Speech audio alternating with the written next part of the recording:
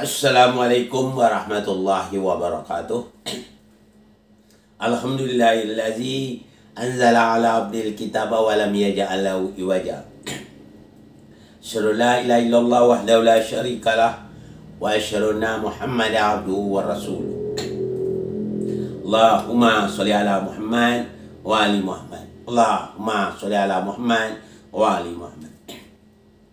Qala Allah Ta'ala fil Qur'anil Karim, a'udzu billahi minasyaitonir rajim. Bismillahirrahmanirrahim. Utlu ma uhiya ilaika minal kitabi wa aqimis shalah. Innas salata tanha 'anil fahsya'i wal munkar. Wa la zikrullahi akbar. Wallahu ya'lamu ma tasna'un. Sadaqallahul azim.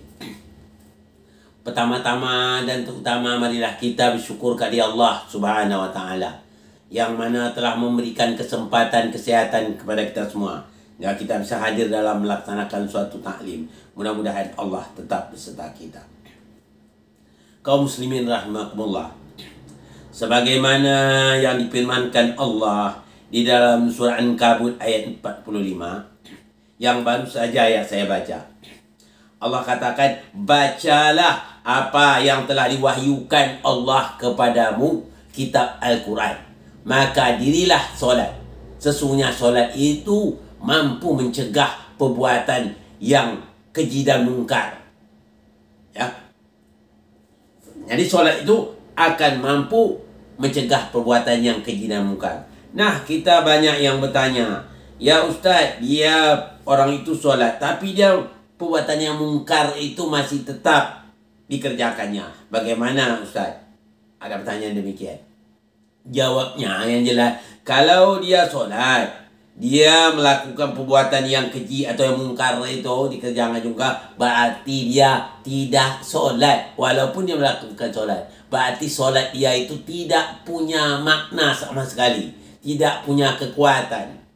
Jadi orang-orang yang solat ini seharusnya punya kekuatan.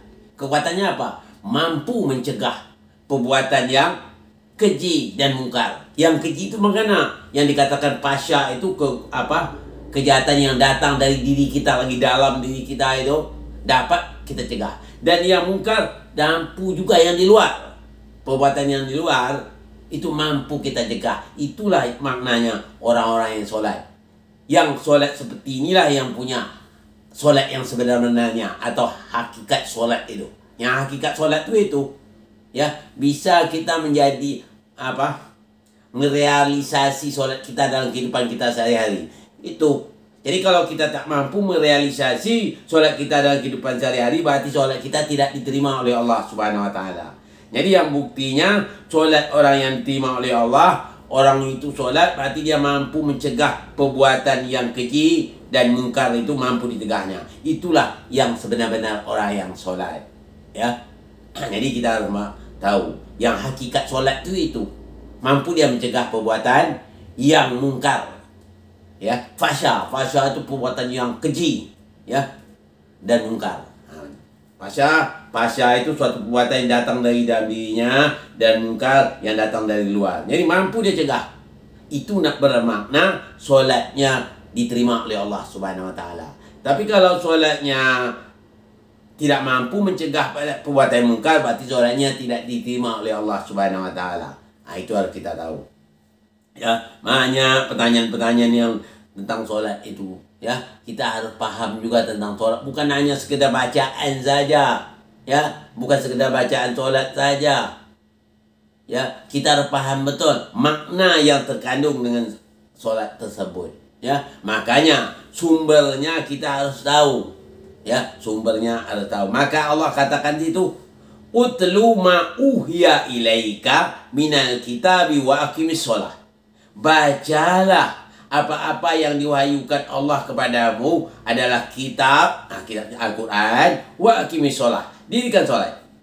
Inna sholata tanha 'anil fahsya'i wal munkar. Maka sesungguhnya solat itu, ya, dapat mencegah perbuatan yang fahsya dan munkar. Wala zikrullahi akbar. Nah, itu kata Allah. Jadi mencegah mungkar, perbuatan keji dan mungkar, sesungguhnya mengingat Allah itu lebih agung. Nah, kata ya, mengingat Allah itu lebih agung. Itu yang dimaksudkan oleh Allah itu. Jadi kita harus paham betul yang dikatakan solat tersebut. Kalau kita sudah paham makna dari solat itu, insya Allah solat kita diterima oleh Allah Subhanahu Wa Taala, ya.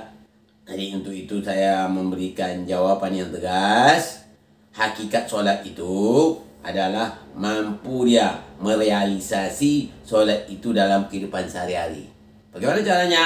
Orang solat, dia mampu mencegah perbuatan yang keji dan mungkar tersebut. Kalau dia sudah mampu mencegah perbuatan yang keji dan mungkar, itulah yang dikatakan sebenar-benar solat. Ya, ini saja yang dapat saya sampaikan pada kesempatan ini. Mohon maaf dari segala kekurangan. Wabillahi taufiq wal hidayah. Assalamualaikum warahmatullahi wabarakatuh.